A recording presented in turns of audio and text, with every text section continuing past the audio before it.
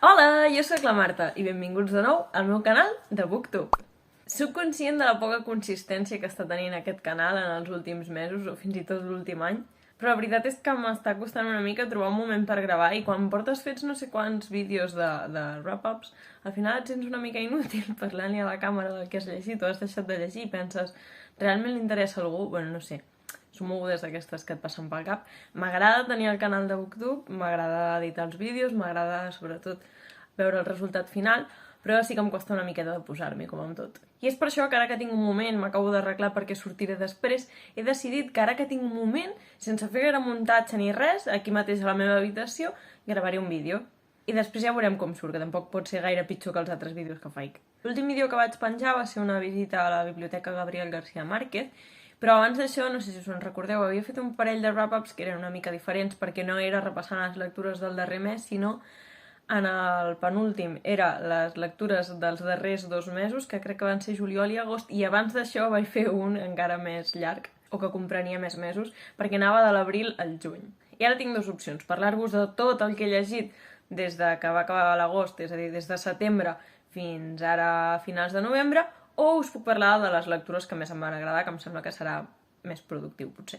Vaig començar el setembre superbé perquè vaig fer una lectura pel setembre distòpic de l'Anna de Lleixa 84, que va ser una bíblia infantil de la Lídia Millet, que és un llibre que tracta sobre... Hi ha hagut una reunió d'amics, no? Aquests típics pares que es reuneixen amb els seus fills i els pares s'estan entregant una mica doncs, a l'adonisme, no? Beure, riure, passar-s'ho superbé i no li fan ni cas als fills, que ja els hi està bé perquè ells se senten una mica avergonyits dels seus pares. Tots els nens es reuneixen i, bueno, i tenen com la seva pròpia societat, no? Allà entre nens.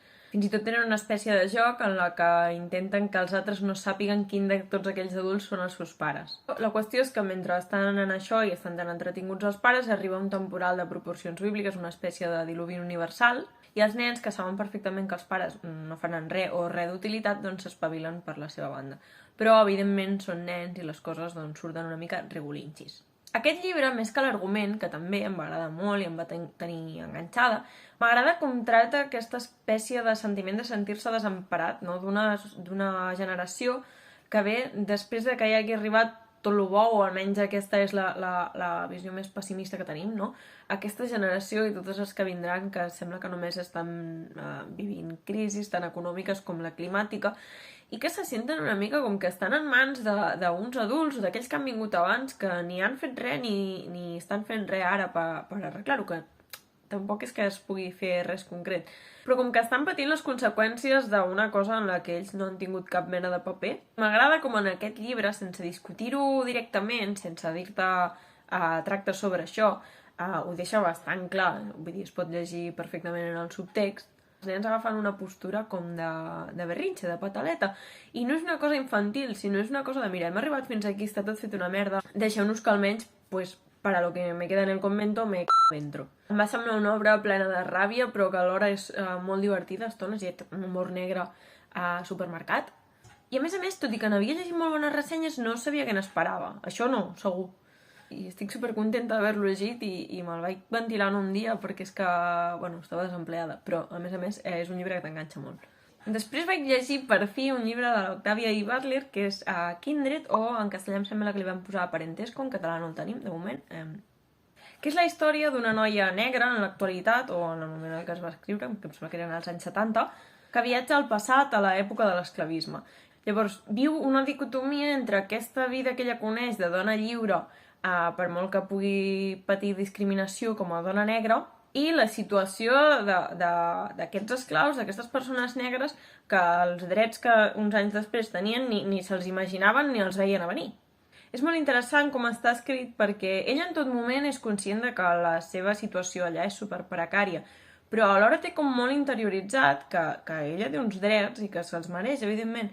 I quan parla amb la resta d'esclaus, que per ells aquests drets són una cosa inexistent, li costa molt de fer-los veure que hi ha una altra manera de viure, que probablement és el que passaria si ara arribés aquí algú i ens expliqués, jo què sé, persones que estan en una situació clarament desfavorable, d'aquí uns anys viuran millor, que evidentment és la situació desitjable, però que costa com d'imaginar, no, a vegades?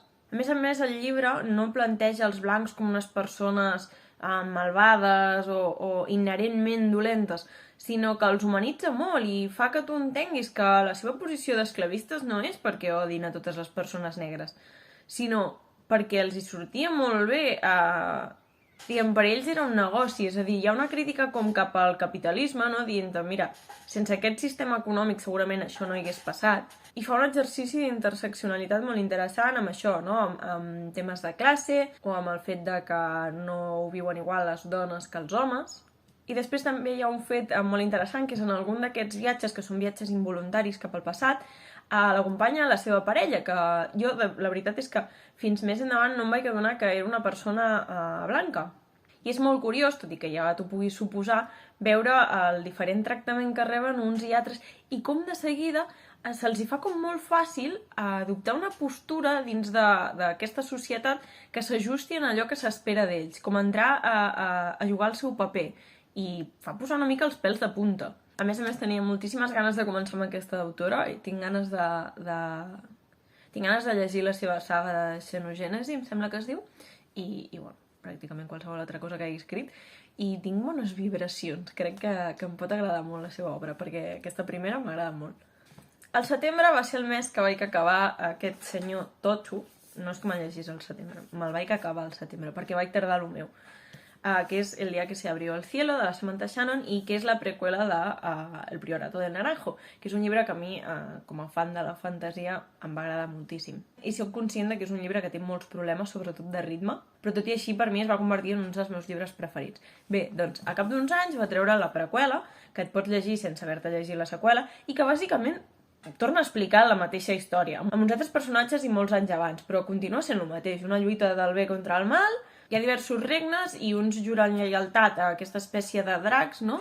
Diguem que és una cultura així molt basada en les cultures d'Àsia de l'Est, vaja, xineses, japoneses, coreanes. I a l'altra banda del món, aliens a tot això, diguem que no tenen contacte, no? Hi ha cultures com més occidentals o fins i tot, a mi m'ha semblat llegir-hi unes influències àrabs o africanes, que el que veuen és els dracs d'allà, que no tenen res a veure amb aquests, són uns dracs com de foc, us ho explico així una mica per sobre, els veuen com un enemic, i és l'enemic número 1 que poden tenir, i que, com el priorato del naranjo, sembla que l'Innombrable, que és aquest drac tan temut, que va portar la plaga, doncs ha de tornar a ressorgir i s'hi ha de fer alguna cosa. I enmig de tot això hi ha el priorato, que donava nom a l'altre llibre i que aquí també hi és molt present, que són una espècie d'ordre, no sé dir si religiosa, però gairebé que sí, perquè veneren a una figura d'una persona que sí, per ells és com una espècie de santa. I és una ordre on les dones són les guerreres i els homes són els que s'encarreguen de les coses de casa i tal. I són com una mica les que tenen un taronger que els dona el poder per poder-se enfrontar a tot això. El que no saben és que a l'altra banda del món hi ha aquesta gent que viu amb aquestes criatures i viu al seu costat i que veneren aquestes criatures i no a la gent que es carrega aquestes criatures. Llavors és interessant veure aquest xoc de cultures. I per altra banda també és molt xulo, i ja sortia en l'altre llibre també, vull dir, és que és una cosa molt similar. Veure com, per exemple, algunes figures històriques es veneren en alguns d'aquests regnes, mentre que els altres són superconscients de que els estan explicant és una cotxina mentida. I bueno, per parlar del llibre en si, aquest la veritat és que també té molts moments de simplement escenes de preparació, però no té tants problemes de rima com l'altre. Tot el que l'altre ho feia malament, aquest ho arregla. I clar, si aquell em va agradar, però és que aquest a sobre ho arregla, doncs no he pogut fer res més que voler-me casar amb aquest llibre. Em va encantar. I al setembre mateix em vaig llegir un llibre, que és d'aquests rarets que m'agraden a mi, de terror però raro.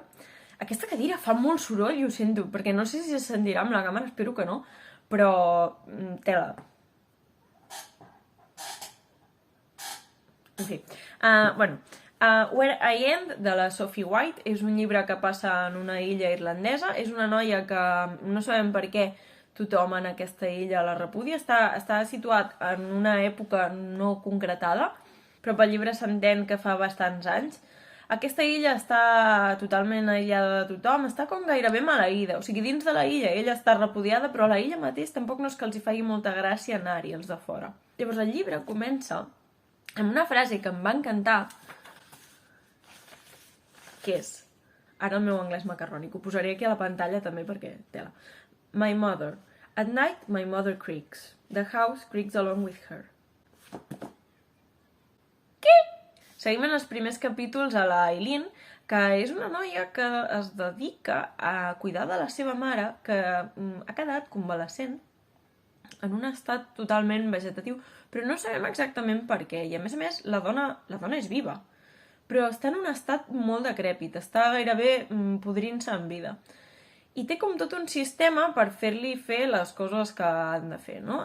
Aixecar-la i rentar-la, però un sistema com de politges i bueno, coses així com molt elaborades. Portar-la amb una cadira fins al menjador i tot això.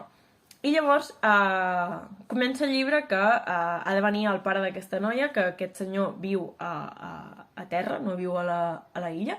Llavors, quan ve el pare, és com que ella i l'àvia, que també viuen aquí, posen una extremada cura en deixar aquesta dona presentable. Però elles dos, la Eileen i la seva àvia, odien a la mare. O sigui, li tenen molta ràbia i no sabem per què. Va fer alguna cosa, posen molta atenció en mantenir-la viva i en cuidar-la, però si fos per elles la tirarien per un penya-segat. I llavors, mentre veiem a l'Eileen com cuida d'aquesta mare que no suporta, arriba una dona a l'illa que ha vingut a fer una espècie de residència així d'aquestes artístiques perquè han reobert una fàbrica que hi havia, l'han reobert com a centre d'art. Llavors, per donar-li com una mica de vitalitat, han agafat alguns artistes i aquesta és la primera que ve, no?, a passar-hi un temps. I aquesta noia ha vingut amb un nen que acaba de néixer, pràcticament. I l'Eileen aprofita que aquesta persona no la coneix i que no té tots aquests prejudicis que tenen la resta per començar una amistat amb aquesta dona. Però ja veurem que la cosa se n'anirà de mare. Ric perquè m'he llegit el llibre. Se n'anirà de mare de seguida i començarà una relació supertòxica en la que l'Eileen només fa que mentir-li a aquesta pobra noia i intentar establir una relació que tu com a lector entens d'on surt, saps d'on ve aquesta voluntat, no?, de ser estimada, de tenir una figura materna, però no sé si perquè no ha tingut una guia mai a la seva vida o mai ha tingut aquesta figura materna o què, però ho fa amb molts mals modos. I això, deliciós. Un dels llibres que més m'ha agradat en aquests últims mesos va ser La mala costumbre, de la Lana S. Portero, i que vaig llegir per un club de lectura que tenim amb unes noies aquí a Manresa. I, de fet, un altre dels llibres que us acabo de dir que m'ha encantat, que és Kindred o Parentesco, també el vaig llegir per aquest club de lectura. I un altre del qual us parlaré també és pel club de lectura, o sigui que de moment l'estem encertant molt, trobo, amb aquest club de lectura. La mala costumbre és una novel·la d'una noia que creix en un barri obrer de Madrid, als 80-90, en unes condicions materials molt específiques, o sigui, és una família que és de classe obrera, però a més, ella és una noia trans, llavors, com que certes dificultats hi hem d'afegir això, i a més, el moment històric, no? 80-90, és evident que no estem com estem ara, que encara ens queda molt camí per fer, doncs imagineu-vos llavors. I enmig de tots aquests elements, la protagonista del llibre doncs, ha d'anar com intentant treure el cap i intentar apartar obstacles per sortir endavant com pugui. És una novel·la que té una temàtica superdura però que està escrit des d'un lloc tan tendre, tan dolç, que ens presenta uns personatges molt entranyables, uns personatges que són d'aquests que han quedat com marginats per la societat, no? Dones trans, prostitutes, homosexuals, però que l'autora tracta amb moltíssima tendresa i que són els que al final embolcallen a la protagonista, no?, i la fan tirar endavant, no sempre perquè l'ajudin, no?, però són persones en les quals es pot emmirallar, persones que se surten de lo normal i en les quals ella es pot fixar una mica.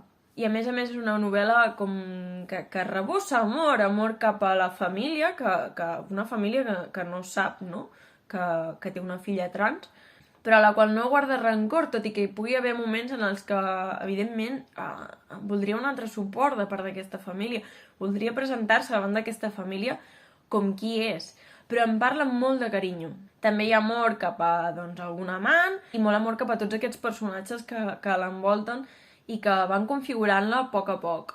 És un llibre que em va agradar moltíssim, trobo que està escrit amb moltíssima gràcia, o sigui, té un llenguatge, té una manera d'expressar-se, que després, quan vaig veure la Lana S. Portero al Cosmòpolis, és la seva manera d'explicar-se, no no té més. No vull dir que no sàpiga escriure i posar-li la seva salsa, però que es nota que, o sigui, és una màgia que està en la seva persona, ja directament. Jo la veritat és que seguia l'Alana a xarxes socials i sé que és periodista, però mai havia llegit res seu. Llavors, només l'havia llegit expressar-se, no?, en aquest petit espai que donava Twitter, ara X.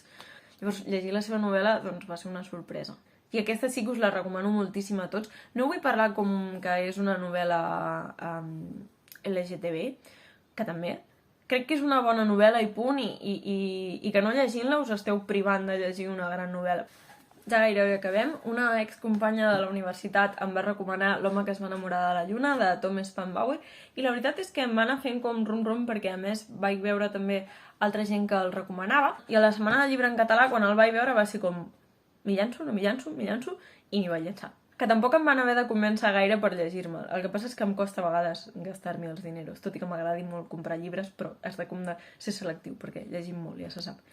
Però clar, és que és un western, i jo, en els últims mesos, estic tenint com una espècie de bogeria pels westerns, perquè vaig jugar al un moment, perquè no té res a veure amb aquest llibre més enllà del setting, no? Vaig jugar al Red Dead Redemption 2, que me'l va deixar la meva parella, i bàsicament és un videojoc en el que ets un cowboy, i em va encantar. He passat moltes hores cavalcant aquest estiu, i em va deixar com aquest coquet, no? Necessitava, vull dir, vaig estar escoltant música així, una mica com de country, o que podrien sonar en un western. Em vaig mirar per fi el curt de l'Almodóvar, que també és un western. Vull repassar alguns westerns que he vist, vull veure'n de nous, i bueno, total, que estava com en aquest moment de vull consumir aquest tipus de contingut. I va arribar aquest western, que és un western superatípic, o sigui, jo ara us he fotut el rotllo, però aquest llibre és d'un noi mestís, que és mig indi i mig blanc, se suposa, però no sabem molt bé qui són els seus pares, que viu en una casa de barrets i que ens presenta una sèrie de personatges supervariats que passen per la seva vida. L'acompanyem bàsicament mentre creix, i és que no sé si dir-vos gaire més, perquè és que no és que hi hagi un argument molt important. De fet, al primer capítol gairebé ja t'explica el que passarà en el llibre. Després tu vas veient doncs, com es va desenvolupant tot, com es va desplegant aquesta història, i arribes al final que saps que passaran coses i et fa mal que passin. Però és que ja t'ho he dit, o sigui, no et pots esperar una altra cosa. Però aquest, sobretot, és un llibre de personatges i de sensacions. Tant el protagonista, fora al cobert, com els personatges que l'envolten són d'aquests inoblidables. Per mi, la Ida Richelieu, que és com la persona que li fa de mare, és la mestressa d'aquesta casa de barrets. Jo la veig asseguda al piano, jo la veig amb la seva boa de plomes, veig també el cowboy que coneix amb aquells ulls verds, o aquells personatges que descriu que viuen al poble i que van sortint de tant en tant, ho veig tot. I de sensacions perquè, bé, està narrat d'una manera curiosa. Molt sovint el protagonista ens descriu com els seus ulls veuen alguna cosa, les seves mans toquen alguna cosa, les seves orelles escolten alguna cosa. No ell, sinó com els sentits anant per lliure. I una mica llegir aquest llibre és això, perquè l'has de llegir amb la ment molt oberta. A mi al principi em va xocar molt, o sigui, té un llenguatge una mica barroer. Més que barroer és que és molt falocèntric, vale? I hi ha sinònims de falos que es repeteixen, però bueno, a cascoporro. Però més enllà de tot això, i fins i tot tots aquests elements com més sòrdids, juguen tots junts per pintar no sé, aquesta història d'aquests personatges que és maca, que és supermaca. I no em puc dir res més, és que l'heu de llegir, no sé, és una novel·la d'aquelles com de creixement, d'anar acompanyant algú i que us vagin passant coses junts. I ens estem quedant sense llum perquè estem a l'hivern. I després ja us dic que estava jo com en un mood molt específic, no?, de western. Em vaig haver de comprar aquest llibre del Charles Portis, que és True Grit. En castellà és Valor de Ley. Costa molt de trobar i té una portada horrible, horrenda, de la pel·lícula. Aquest llibre. La meva història amb aquest llibre. Precisament jo vaig veure la pel·lícula quan va sortir al cinema amb els meus pares. I és una pel·lícula que pel que sigui, en el seu moment em va agradar molt, però és que a més em va quedar moltíssim. I l'he recordat sempre com una molt bona pel·lícula, i precisament ara vull tornar-la a veure, perquè igual és un xurro, jo crec que no. I tenia moltes ganes de llegir-me el llibre en el qual està basat en la pel·lícula, que és aquest, i que és supercurt, i que és un western també. Seguim a la Mattie Ross, que és una noia de 14 anys, i que quan el seu pare mor, perquè l'assassina un home el que havien acollit a casa seva en un viatge, havien fet un viatge per anar a comprar uns ponis en un poble que estava allà proper, però allò típic, no?, de que abans qualsevol viatge tardaves moltíssim. Doncs, quan aquest home l'assassina i es dona la fuga, ella pensa, si vols que les coses estiguin ben fetes, les has de fer tu. I la senyora agafa les seves coses, se'n va fins a aquest poble i es planta allà. I fins que no se solucioni l'assassinat del pare, més que solucionar, fins que no s'atrapi aquesta persona, perquè està claríssim que ha sigut ella, doncs ella no es mourà d'allà. I farà el que faci falta. I és molt graciós perquè veus aquesta nena de 14 anys encarar-se amb homes amb pèl als pebrots i dient-los el que han de fer i torejant-los d'una manera increïble perquè facin el que han de fer. I al final la noia, sí, acaba amb un Marshall d'aquests, un Ranger de Texas, endinsant-se, diguem, a les terres aquestes que en aquella època encara era com territori desconegut perquè no estava conquerida, diguem, a buscar el Tom Chaney. I se la volen treure de sobre costi el que costi, vull dir, els està pagant perquè vagin a buscar-lo, però ells el que volen és anar-lo a buscar a ells i després, oita, ja te'l portarem i el jutjarà la justícia i ja està, i cobrem lo nostre, però no farem de mainaderes. I sí, a fe de Déu que la Matty Ross se'n va buscar l'assassí del seu pare. Res més, el llibre és això, és un llibre molt senzill, amb una estructura que no té cap misteri, no hi ha grans girs ni res, però és un llibre que m'ha agradat molt, tant com la pel·lícula, la tornaré a veure si la pel·lícula continua agradant-me tant, i la Matty Ross per mi és un d'aquells personatges, un d'aquells nens entranyables de llibre, que es posa al costat de l'escaut de matar un rossinyol, o de l'Amèrica de Sempre hem viscut al castell. I em fa molta ràbia que aquest llibre sigui tan difícil de trobar en castellà. En català ja jo diria que ni existeix, perquè és que és pur blockbuster i que és que vull que us el llegiu tots, per favor. I ja, últim, aquest matí m'he acabat aquest llibre, que és el tercer llibre que hem triat pel Club de Lectura i que també m'agrada molt, que és El buen sexo mañana, mujer y deseo en la era del consentimiento, de Catherine Angel, i, com podeu imaginar, és un llibre de no ficció sobre el consentiment i sobre sexe. Trobo que jo no estic molt ben equipada per parlar-vos d'això, però sí com per dir-vos, llegiu aquest llibre perquè m'ha semblat... planteja coses molt interessants, no planteja solucions, obre debats més aviat o obre preguntes, en plan de per què no fem les coses d'una altra manera, perquè el sexe sigui una cosa menys traumàtica i més satisfactòria per tothom, no només per les dones, també pels homes.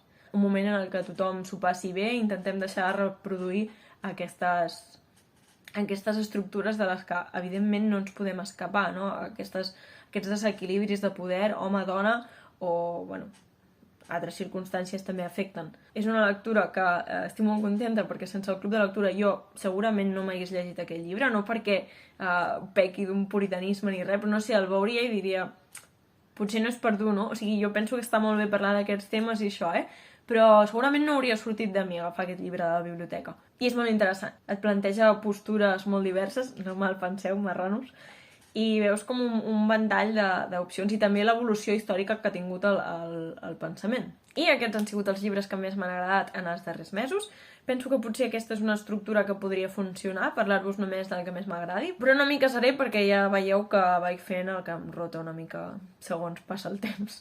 Espero que us hagi agradat. Dieu-me si heu llegit algun d'aquests llibres, si us he animat a llegir algun d'aquests llibres o quines han sigut les millors lectures que heu tingut aquests darrers mesos i ens veiem en el proper vídeo. Apa, siau!